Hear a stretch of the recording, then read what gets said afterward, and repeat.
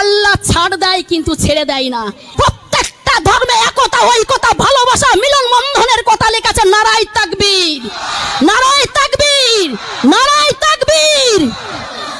আমরা এই ভারতবর্ষের মাটিকে রক্ষা করার জন্য যদি আমাদের হিন্দু, মুসলিম, শিখ, ইসাই প্রত্যেককে রক্ত দিতে মাটি আমরা ভিজিয়ে দেব, তবু আমাদের